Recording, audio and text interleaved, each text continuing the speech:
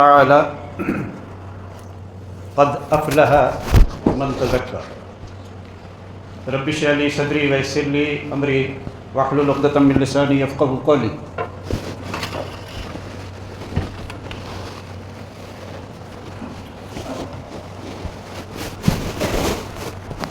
محترم بھائیوں اور بزرگوں، ایک ہفتہ باقی ہے رمضان کو شروع ہونے کو۔ اللہ رب العزت ہمیں اس مہینے کی عبادت کرنے کی توفیق بخشے۔ شعبان میں نبی کریم صلی اللہ علیہ وسلم کثرت سے روزہ رکھتے تھے۔ عام امتیوں کو یہ حکم دیا کہ آخری اشرے میں رمضان کی تیاری کے لیے روزہ نہ رکھیں، الا یہ کہ کوئی پیر اور جمعرات کا روزہ رکھتا ہے تو وہ رکھے، کوئی حرج کی بات نہیں۔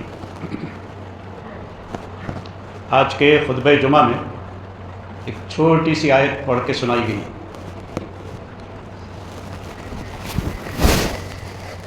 اس آیت کے اندر ایک سوال کا جواب ہے۔ سوال کیا ہے اور جواب کیا ہے؟ جواب بہت مختصر ہے، بالکل چھوٹا سا۔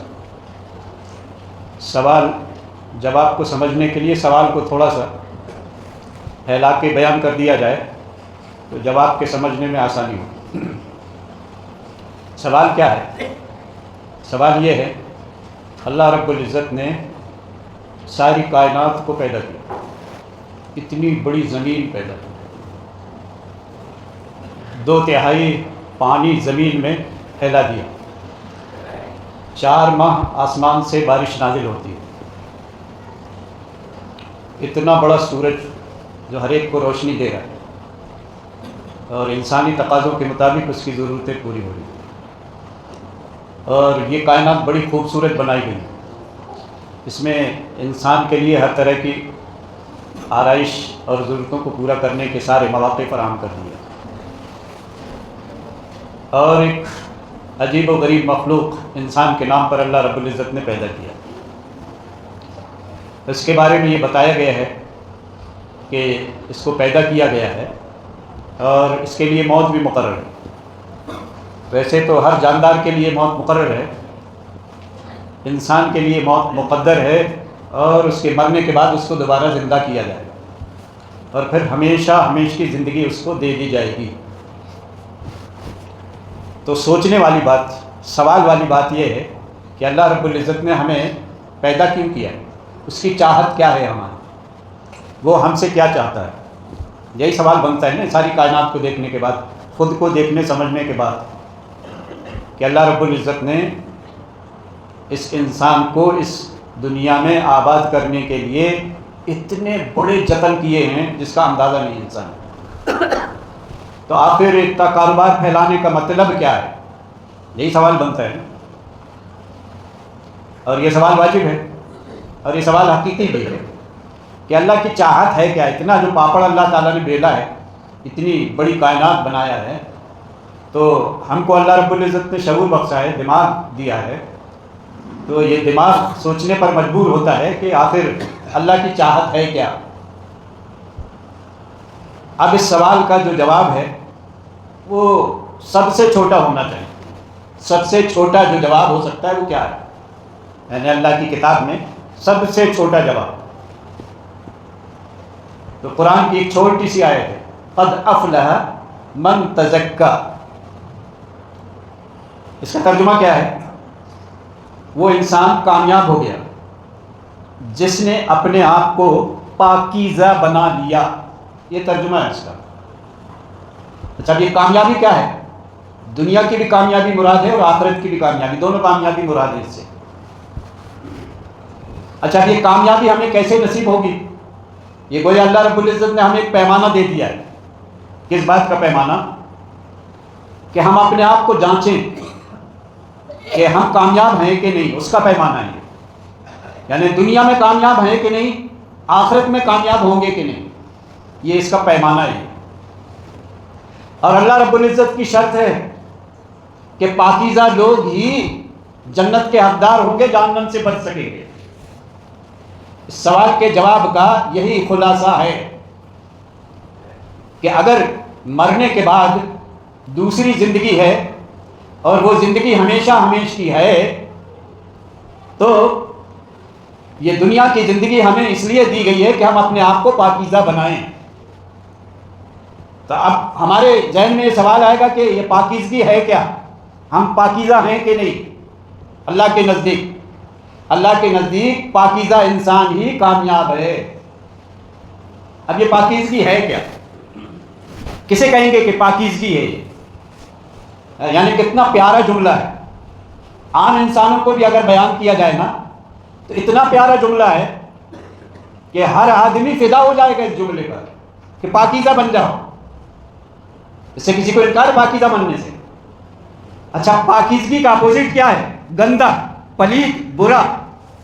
کیا ہوگا پاکیزہ کے مقابلے میں؟ کون سی چیز ہوتی ہے؟ جیسے دن کے مقابلے میں اندھیرا ہوتا ہے، اندھیرے کے مقابلے میں اجالا ہوتا ہے، ہدایت کے مقابلے میں ضلالت ہوتی ہے، ایسی پاکیزہ کے مقابلے میں کیا ہوگا؟ گندگی ہوگی۔ تو ہم پاکیزہ ہیں یا گندے ہیں؟ اگر ہم پاکیزہ ہیں تو اللہ کے نزدیک قابل قبول ہیں، اور اگر گندے ہیں، پلید ہیں، نجس ہیں، ناپاک ہیں تو اللہ کے نزدیک قابل قبول نہیں ہے۔ دنیا کی بھی کامیابی نہیں، آخرت کی بھی کامیابی نہیں۔ تو یہ پاکیزگی، جس کو اگر ہم ہندی میں کہیں تو کہیں گے پوترتا، یعنی قرآن کا یہ جو لفظ ہے تزکیے کا، اس کو ہم اردو میں کہہ رہے ہیں پاکیزگی، اور ہندی میں کیا کہیں گے؟ پوترتا، پوتر ہونا۔ یعنی اگر قرآن کی اس آیت کا ترجمہ کریں تو اللہ کی چاہت انسانوں سے کیا ہے کہ وہ پوتر بن جائیں۔ کتنا پیارا ہے۔ اور انگریزی میں کہیں گے پیوریفیکیشن، یعنی اس کی بالکل صفائی، اس کے اندر کوئی گندگی، کوئی غلاظت، کوئی نجاست اس کے اندر نہ ہو۔ کتنا پیارا ہے۔ سوال جتنا بھی بڑا ہو لیکن اللہ رب العزت نے ایک لفظ میں جواب دیا ہے۔ تو سوال تو سمجھ گئے، جواب ایک لفظ میں، پاکیزہ، پاکیزہ بننا ہے۔ یہی پاکیزگی دنیا میں کامیابی کی علامت ہے، اور یہی پاکیزگی آخرت میں بھی ذریعہ ہوگی، اور یہی پاکیزگی انسان کو جنت میں لے جائے گی۔ اللہ رب العزت نے نجس، ناپاک انسانوں کو کے لیے جنت کو حرام قرار دے دیا ہے۔ نجس اور ناپاک لوگ وہ جنت میں نہیں جا سکیں گے، ان کے لیے مقدر جہنم ہے۔ تو اللہ رب العزت نے اپنے کلام کے اندر اس سوال کا یہی جواب دیا ہے، بہت چھوٹا سا، سب سے چھوٹا سا، بہت چھوٹی سی آیت ہے، قد افلح من تزکا، بالکل اتنی سی، یاد کرنے کے لائق، اور یاد رہنا بھی چاہیے، مومن اس کو یاد رکھے۔ یہی اللہ کی چاہت ہے، انسانوں سے اللہ جو چاہتا ہے کہ وہ پاکیزہ بن جائے۔ اب اگر یہ پاکیزگی کی تفسیر میں اگر ہم جائیں گے تو تھوڑا سا تفصیل اس کی کرنی پڑے گی۔ یہ پاکیزگی اللہ سے جو لفظ ہے قرآن میں استعمال کیا گیا ہے، وہ اس کا مطلب کیا ہے؟ اچھا، ایک طرف تو یہ ہر انسان کو خطاب ہے کہ قد افلح من تزکا، کامیاب ہو گیا وہ شخص جس نے پاکیزگی اختیار کی۔ انسانوں کی ہدایت کے لیے اللہ کے نبی سے پہلے بے شمار پیغمبروں کو بھیجا گیا، آخر میں محمد الرسول اللہ صلی اللہ علیہ وسلم کو بھیجا گیا۔ تو ان کا مشن کیا بتایا گیا؟ آخری پیغمبر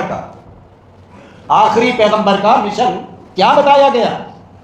تو اس پیغمبر کے مشن کے بارے میں کہ یعنی اس پیغمبر کو کیوں بھیجا گیا، اس سوال کا جواب یہ ہے کہ وہ انسانوں کو پاکیزہ بنائے۔ اس کا مشن بتایا گیا پیغمبر، اس کے لیے قرآن میں جو لفظ آیا ہے وَيُزَكِّيهِمْ، یہ پیغمبر اس لیے بھیجا گیا ہے کہ وہ ان کو پاکیزہ بنائے۔ تو دو ہدایتیں ہوگی پاکیزگی کی، ایک ہر انسان کو خطاب ہے کہ وہ پاکیزہ بنے، اور دوسرا پیغمبر جس لیے بھیجا گیا تھا اس کا مقصد کیا تھا؟ وَيُزَكِّيهِمْ، ان کو پاکیزہ بنائے۔ تو یہ مومن و مسلمان کا مشن ہے، خود پاکیزہ بنے اور دوسرے کو پاکیزہ بنائے۔ اس آخری امت کے دو کام رہ گیا، انہیں پیغمبر تو بھیجا ہی گیا تھا کہ وہ انسانوں کو، ساری دنیا کے انسانوں کو پاکیزہ بنائے، اور انسان کو خطاب کیا گیا کہ وہ پاکیزہ بنے، وہ پاکیزہ بنے۔ تو ایسی صورت میں یہ پاکیزگی نبی کریم صلی اللہ علیہ وسلم کے انتقال کے بعد دو کام ہر مسلمان کے رہ گئے۔ ایک کام یہ ہے کہ وہ خود پاکیزہ بنے اور دوسرے کو بھی پاکیزہ بنانے کی کوشش کرے، جو پیغمبر کا کام تھا، کیونکہ اب تو کوئی پیغمبر آنے والا نہیں ہے۔ اس لیے اس امت کے ہر فرد، مرد عورت کا کام یہ ہے، کیا کام ہے؟ کہ وہ دوسروں کو بھی پاکیزہ بنائے۔ یہ دو کام ہیں اس امت کے، خود پاکیزہ بنے اور دوسرے کو پاکیزہ بنائے۔ یہ فرض ہے ہر ایک پر یہ فرض ہے کہ خود پاکیزہ بنے اور دوسرے کو پاکیزہ بنائے۔ میرے بھائیوں اور بزرگوں، یہ اتنی بڑی بات، اتنا بڑا کام ہے قرآن کا۔ ہماری مائیں بہنیں بھی غور سے سنیں۔ اب یہ پاکیزگی ہے کیا؟ اللہ پاکیزگی کی تفصیل کیا ہے؟ اس کو 4 حصوں میں ہم تقسیم کرتے ہیں پاکیزگی کو سمجھنے کے لیے، کہ انسان پاکیزہ کیسے بنے گا۔ یہ سوال کا جواب تو ہو گیا کہ اللہ کی منشا کیا ہے اپنے بندوں کے تعلق سے، کہ وہ خود پاکیزہ بنیں اور دوسروں کو بھی پاکیزہ بنائیں۔ پاکیزہ کیسے بنیں گے؟ کیا انسان کو صابن سوڈے سے، لائف بوائے سے، پیئر سے، نرما سے دھو دیا جائے تو وہ پاک ہو جائے گا؟ نہیں۔ جسم انسان کا ظاہری تو پاک ہو سکتا ہے، کپڑے تو پاک ہو سکتے ہیں، فرش تو صاف ہو سکتا ہے، انسان کو اس کا نفس پاکیزہ ہو۔ قد افلح من زکاہا، قرآن نے پھر جواب دیا کہ وہ اپنے نفس کو پاکیزہ بنائے۔ قد افلح من زکاہا، جس نے اپنے نفس کو پاکیزہ بنا لیا، وہ ہے پاکیزگی۔ نفس کی پاکیزگی ظاہری جسم کی مراد نہیں ہے، لیکن بظاہر روح کو پاکیزہ بنانے کے لیے، نفس کو پاکیزہ بنانے کے لیے ذریعہ ہے جسم کی پاکیزگی بھی ضروری ہے۔ تو اب یہ پاکیزگی ہے کیا؟ اس کو 4 چیزوں میں تقسیم کرتے ہیں۔ نمبر 1، بدن پاکیزہ ہو۔ پہلا، بدن پاکیزہ ہو، عقیدہ پاکیزہ ہو، عقیدہ پاکیزہ ہو، کردار پاکیزہ ہو، خلد و نوش پاکیزہ ہو۔ یہ پاکیزگی کی تفصیل ہے۔ یعنی جب یہ قرآن کہہ رہا ہے کہ انسان پاکیزہ بنے اور دوسروں کو پاکیزہ بنائے، تو اس کی تفصیل کیا ہے پاکیزگی کی؟ قرآن کے اور دین کے، قرآن و سنت کے مطالعے کے بعد یہ 4 چیزیں سامنے آتی ہیں کہ یہ 4 چیزیں پاکیزہ ہونے کے تقاضے ہیں۔ نمبر 1، جسم پاکیزہ ہو۔ یہ تو پہلی شرط ہے۔ جیسے کوئی غیر مسلم ہے نا، ابھی اس کے اندر نجاست تھی عقیدے کی، اب وہ مسلمان ہو گیا، اس کا سب سے پہلا کام کیا ہوتا ہے؟ اس کو غسل کرائیں، اس کو غسل کرائیں گے۔ اچھا، اب اللہ کی عبادت کرنا ہے تو اللہ کی عبادتوں کے تقاضے میں پہلی شرط تو یہی ہے نا، الطہور، پاک ہونا، طہارت۔ اب یہ طہارت 2 طرح کی ہے، ایک طہارت کبریٰ اور ایک طہارت صغریٰ۔ اب یہ بھاری بھرکم جملے ہیں۔ طہارت کبریٰ سے مراد یہ ہے کہ انسان کو احتلام ہو گیا، صنفی ضرورت پوری کر لیا اور کسی وجہ سے وہ ناپاک ہو گیا تو اس پر غسل فرض ہو جاتا ہے، غسل فرض ہو جاتا ہے۔ مومن کا کام یہ ہے کہ وہ ناپاک نہ رہے۔ انسان کے جسم کے اعتبار سے بھی اللہ کی چاہت یہ ہے کہ انسان کا جسم بھی پاکیزہ ہو۔ یہاں سے اس کی پاکیزگی کی شروعات ہوتی ہے۔ اب نماز آپ کی کیا بغیر غسل کے اور بغیر وضو کے ہو جاتی ہے؟ نہیں ہوتی۔ اتنا بڑا فرض کہ انسان کافر ہو جائے نماز نہ پڑھے، تو فرض نماز اگر نہ پڑھے تو کفر کے درجے کو پہنچ جاتا ہے، اور اگر کوئی بغیر وضو کے، بغیر طہارت کے پڑھے تو اللہ تعالیٰ اس کی نماز قبول کر لے نہیں۔ تو پہلا تقاضا انسان کی پاکیزگی کا یہ ہے کہ اس کا بدن بھی پاک ہو۔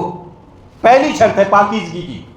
یعنی قرآن جو کہہ رہا ہے کہ پاکیزہ بنے، پاکیزہ بنائیں، تو پہلا کام یہ ہے کہ ہمارا بدن بھی پاکیزہ ہو۔ گندا جسم، نجس جسم یہ جنت میں جانے کا حقدار نہیں ہو سکتا، اللہ کی عبادت کا حقدار بھی نہیں ہو سکتا ہے، اللہ کی عبادت کا بھی حقدار نہیں ہو سکتا ہے۔ یہ جسم کی پاکیزگی بڑی قیمتی چیز ہے۔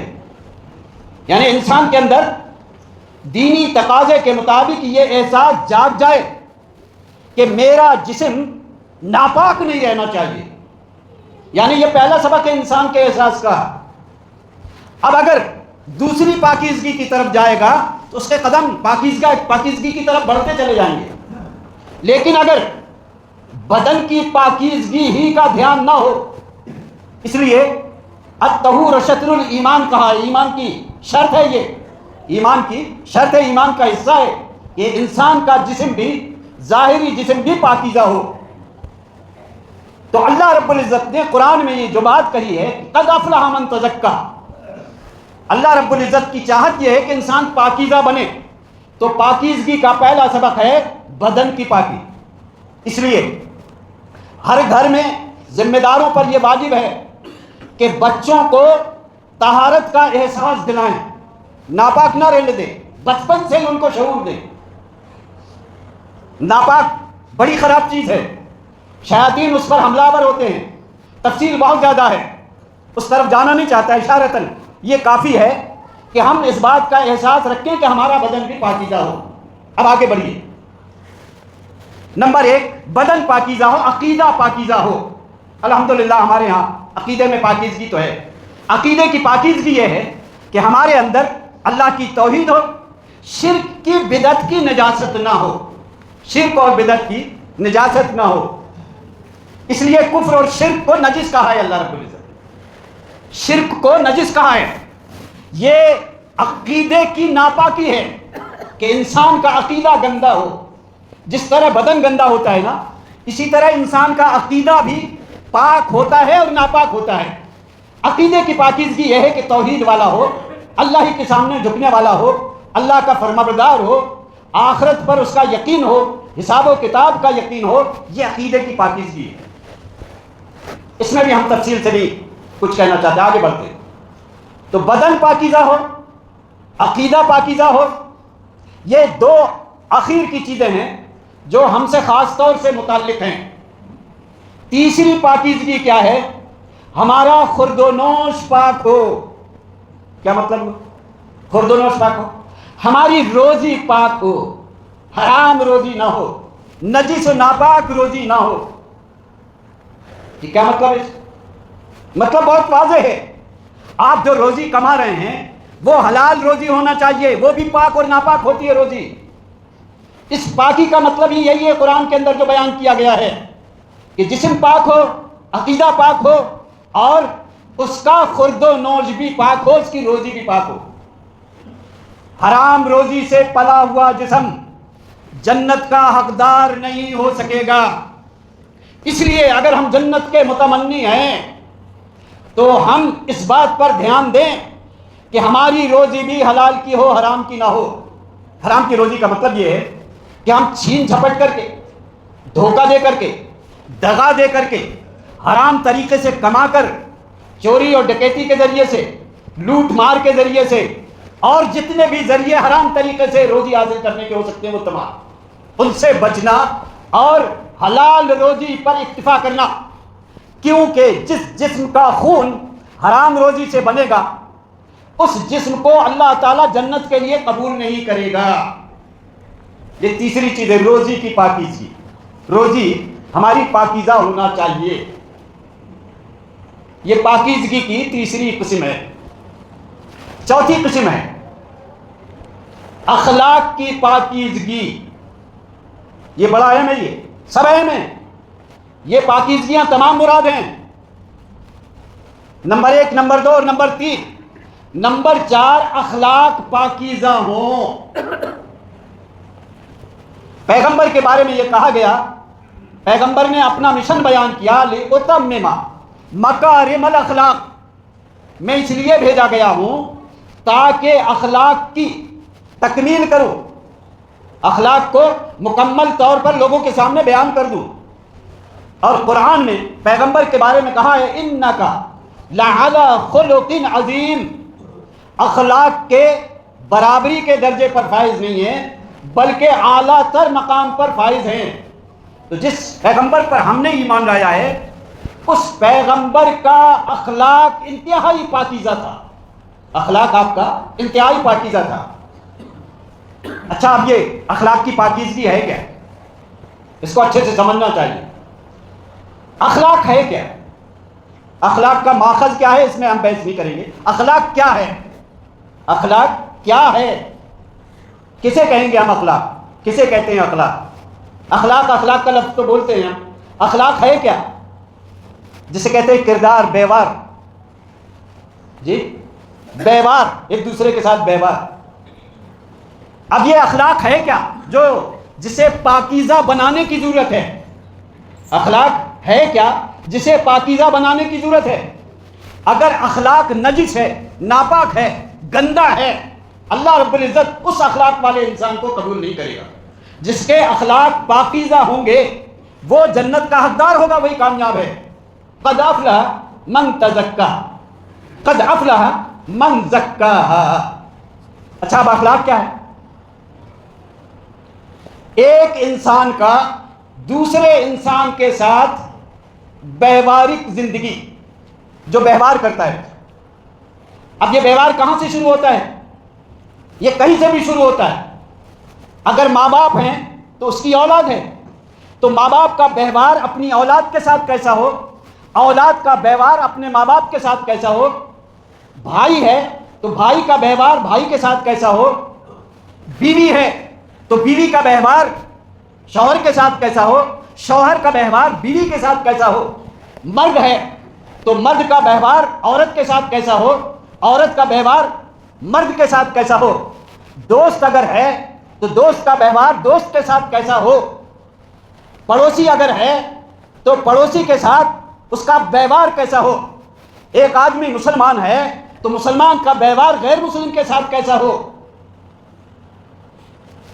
یہ ویوہارک زندگی کے ہر موڑ میں ہے، کیونکہ انسان اکیلا جنگلوں میں تو نہیں رہتا، کھور پہاڑ میں تو نہیں رہتا، کسی بل میں تو نہیں رہتا، بلکہ انسانی آبادی میں رہتا ہے. انسان ایک دوسرے کے ساتھ مل جل کر کے رہتا ہے. تو ایک انسان جب دوسرے انسان کے ساتھ جو کردار ادا کرتا ہے، اس کردار کو، اس ویوہار کو اخلاق کہا گیا. قرآن میں اس کو اخلاق کہا گیا. اسی کو اخلاق کہتے ہیں کہ جب آپ دوسرے کے ساتھ کوئی کردار نبھاتے ہیں، کوئی ویوہار نبھاتے ہیں، کاروبار میں ویوہار نبھاتے ہیں، پڑوسی ہونے کی حیثیت سے ویوہار نبھاتے ہیں، دوستی کا ویوہار نبھاتے ہیں، میاں بیوی کا ویوہار نبھاتے ہیں، ماں باپ اولاد کے ساتھ، اولاد ماں باپ کے ساتھ، شوہر بیوی کے ساتھ، بیوی شوہر کے ساتھ، جو کردار ادا ہوتا ہے زندگی میں، سوتے اٹھتے بیٹھتے، رات اور دن، چلتے پھرتے، کاروبار، لین دین، غمی خوشی، وہ تمام چیزیں اخلاق میں آتی ہیں. انسانوں کے درمیان زندگی گزارتے ہوئے اس کی زندگی ایک دوسرے کے ساتھ پاکیزہ ہو، گندی نہ ہو، نجس نہ ہو، پلید نہ ہو. یہ پاکیزگی، یہ کردار کی پاکیزگی ہے. ہم غور کریں، ہماری مائیں بہنیں بھی غور کریں، ہمارے اندر یہ پاکیزگی ہے کہ نہیں. اس کی بھی بڑی تفصیل ہے، لیکن دو چھوٹے سے جملوں میں اس کی تفصیل ہم آپ کو بیان کرتے ہیں. اور وہ ہماری بات نہیں، پیغمبر محمد الرسول اللہ صلی اللہ علیہ وسلم کی بات ہے. ویوہارک زندگی کا ایک پیمانہ بتا دیا ہے، ویوہارک زندگی کا ایک پیمانہ بتایا، اور یہ پیمانہ اتنا قیمتی ہے، اتنا قیمتی ہے، ساری دنیا نے اڈاپٹ کی ہے اس کو. ایون ساری دنیا کے ملکوں میں جو حکم، جو قانون ہے وہ اس کے آدھار پر ہے، اس کی بنیاد پر ہے. اقوام متحدہ کا جو قانون ہے وہ اسی بنیاد پر بنا ہے. انسان کی قدریں، منش کی منشتا، اس کے لیے کون سا پیمانہ؟ چھوٹے سے جملے میں محمد رسول اللہ صلی اللہ علیہ وسلم نے بیان کیا ہے کہ وہ اخلاق، انسان کا کردار پاکیزہ کیسے ہوگا. دو چیزوں کے ارد گرد ہمارا کردار گردش کرتا ہے، اس کے باہر ہے ہی نہیں کوئی. کردار دو چیزوں سے ہوتا ہے، ایک انسان کی زبان اور دوسرے ہاتھ. المسلم من سلم المسلمون من لسانہ و یدہ. کتنی پیاری بات، کتنی قیمتی بات، اللہ اکبر. یعنی اگر دنیا کے قوانین کا آپ مطالعہ کریں گے نا، اس سے اچھا قانون دنیا میں ہے ہی نہیں. اس سے اچھا قانون، اتنی آسان اس کی تفسیر ہے، اتنا آسان ہے، اتنا مختصر ہے، ساری دنیا اس کے سامنے ہیچ ہے، اس کے مقابلے میں اور کوئی قانون اس سے زیادہ قیمتی ہو ہی نہیں سکتا ہے۔ کہا وہ کیا ہے؟ کہا المسلم من سلم المسلمون من لسانہ ویدہ، یعنی وہ ایک سوال ہے کہ مسلمان کیسا ہوتا ہے، یعنی مسلمان کا انٹروڈکشن، پریچے کیا ہے مسلمان کا، اس کا پریچے کراتے ہوئے کیا بات کہی گئی؟ اللہ اکبر، کتنی بڑی بات ہے۔ یعنی ایک سوال آپ کریں، انسان کو پریبھاشت کرو، انسان کیا ہوتا ہے، انسان کیا ہوتا ہے، یعنی ہیومینٹی، ڈگنیٹی، انسان کی جو بنیادی فنڈامنٹل رائٹس ہیں۔ کسی بھی پڑھے لکھے انسان سے، کتنا بھی پڑھا ہو، کتنی بھی ڈگری ہو، اس سے پوچھو کہ یہ جو جواب محمد رسول اللہ صلی اللہ علیہ وسلم نے جواب دیا ہے، اس کے مقابلے میں کوئی قانون تمہارے پاس ہے کیا؟ سارے لاجواب ہیں، سارے اور ساروں نے اڈاپٹ کیا ہے اس کو کہ یہی بنیاد ہے اخلاق کی۔ وہ کیا ہے؟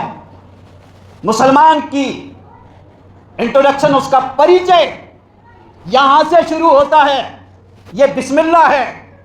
اگر اس سے نیچے انسان ہے تو مسلمان نہیں۔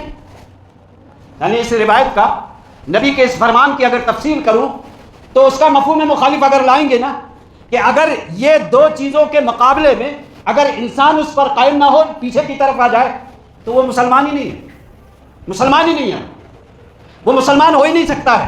وہ کیا بات ہے؟ کہا زبان سے اور اپنے ہاتھ سے ایک مسلمان دوسرے مسلمان کو محفوظ کر لے۔ اچھا، ایک دوسری روایت میں عموم کے ساتھ بھی آیا ہے، المسلم من سلم الناس، مسلمان کا پریچہ یہ ہے کہ وہ اپنے ہاتھ سے، اپنی زبان سے غیر کو، اپنے سے علاوہ کو محفوظ کر دے۔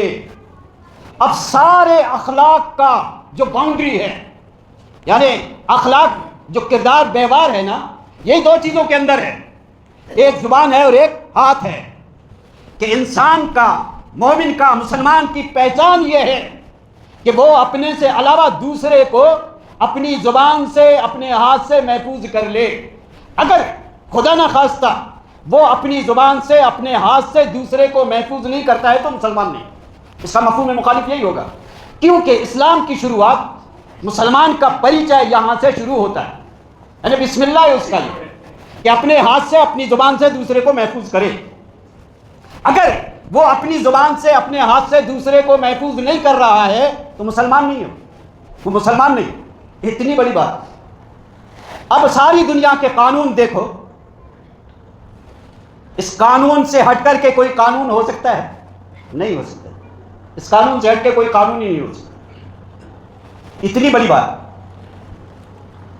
زبان سے آپ دوسرے کے ساتھ ویوہار کریں گے، زبان سے دوسرے کو تکلیف دیں گے، ہاتھ سے انسان کو راحت پہنچائیں گے، انسان کو ہاتھ سے تکلیف دیں گے۔ کسی دوسرے کو راحت پہنچانا، کسی کی مدد کرنا، یہی دو چیزوں سے ہو سکتی ہے، زبان سے اور ہاتھ سے۔ زبان سے اور ہاتھ سے کسی کو تکلیف دینا ہے تو یہی زبان ہوگی اور یہی ہاتھ ہوگا۔ ہاتھ بول کر کے جتنی بھی ایکٹیویٹی ہیں، زبان بول کر کے انسان کی جتنے بھی ایکٹیویٹی ہیں، جتنا بھی کردار ہے، ان دونوں کے اندر موجود ہے، اس سے باہر جاتا ہی نہیں ہے۔ اس لیے ایک اصول، ایک پیمانہ اللہ کے نبی صلی اللہ علیہ وسلم نے ہم کو دے دیا ہے۔ ایسی صورت میں ہر مرد، ہر عورت، ہر جوان، ہر بزرگ سوچے اس کی زبان پاکیزہ ہے کہ گندی ہے، نجس ہے کہ ناپاک ہے، اس کا ہاتھ گندا ہے کہ پاکیزہ ہے۔ جس انسان کی زبان پاکیزہ نہیں ہوگی، جس انسان کا ہاتھ پاکیزہ نہیں ہوگا، وہ جسم والا، وہ جسم رکھنے والا، وہ جسم جو ہاتھ اور زبان رکھتا ہے، وہ اگر ناپاک ہے تو وہ جنت کا حقدار نہیں ہوگا، اور جس جسم کی زبان اور ہاتھ پاک ہے وہ جنت کا حقدار ہوگا، وہ جنت کا حقدار ہوگا۔ تو میرے بھائیو اور بزرگوں، انسان کی زبان اور انسان کا ہاتھ بنیادی طور پر پاکیزہ ہونا چاہیے، یہ گندا نہ ہو، یہ گندا نہ ہو، یہ گندا نہ ہو، اس کا احساس ہو۔ یہ قانون ہر ایک پر لاگو ہوتا ہے، ماں باپ پر اولاد کے لیے لاگو ہوتا ہے، اولاد کا ماں باپ کے لیے لاگو ہوتا ہے، بیوی کا شوہر کے لیے لاگو ہوتا ہے، شوہر کا بیوی کے لیے لاگو ہوتا ہے، مرد کا عورت کے لیے لاگو ہوتا ہے، عورت کا مرد کے لیے لاگو ہوتا ہے، بھائی کا چھوٹا ہو یا بڑا ہو، چھوٹے کا بڑے پر، بڑے کے چھوٹے پر لاگو ہوتا ہے، یہ بزرگوں کا بچوں پہ لاگو ہوتا ہے، بچے بے شعور ہوتے ہیں ان پر بھی لاگو ہوتا ہے، اپنے بزرگوں کا احترام کریں، ہر ایک پر لاگو ہوتا ہے، پڑوسی کا پڑوسی پر لاگو ہوتا ہے، دوست کا دوست پر لاگو ہوتا ہے، مسلمان کا غیر مسلم پر لاگو ہوتا ہے کہ اس کی ہاتھ اور اس کے زبان سے دوسرا پاکیزہ ہو، پاک، گندا نہ ہو۔ گندے کا مطلب یہ ہے کہ اس کے زبان سے بدزبانی ہو، کسی کی غیبت ہو، کسی کی چغلی ہو، کسی کا دل دکھانا ہو، کسی کو ہراساں کرنا ہو، کسی کو پریشان کرنا ہو، ہاتھ سے قلم سے، ہاتھ قلم سے چلتا ہے، چاہے وہ قلم کے ذریعے سے ہو یا ہاتھ کے ذریعے سے ہو، دوسرے کو فائدہ پہنچائے یا پھر نقصان پہنچائے۔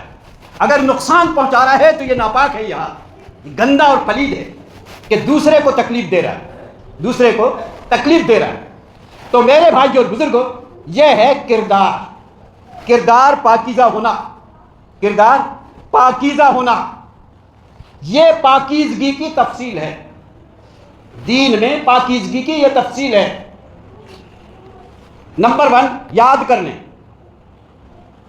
کوئی بھاری بات نہیں ہے، اللہ کی منشا اپنے بندوں سے کیا ہے؟ وہ پاکیزہ بنے۔ پاکیزگی کی تفصیل کیا ہے؟ اس کا بدن پاک ہو، اس کا عقیدہ پاک ہو، اس کا خورد و نوش پاک ہو، اور اس کا کردار بھی پاک ہو۔ پیغمبر کا مشن یہی تھا وَيُزَكِّيهِمْ، ان کو پاکیزہ بنائے۔ اب پیغمبر کوئی آنا نہیں ہے، اس لیے وہ ذمہ داری اس امت پر ہے، اس لیے ہر مومن و مسلمان پر یہ لازم ہے خود پاکیزہ بنے اور دوسرے کو پاکیزہ بنانے کی کوشش کرے۔ یعنی کوئی گندا ہے، جس کا کاروبار گندا ہے، جس کی زبان گندی ہے، جس کا ہاتھ گندا ہے، جس کا عقیدہ گندا ہے، جو ناپاک رہتا ہے جسم کے اعتبار سے، ہماری آپ کی سب کی ذمہ داری ہے کہ ان کو پاکیزہ بنانے کی کوشش کریں۔ یہ 2 ذمہ داریاں اس امت پر ہیں۔ اللہ رب العزت سے دعا ہے کہ اللہ رب العزت ہمیں عمل کی توفیق بخشے، اللہ رب العزت ہمیں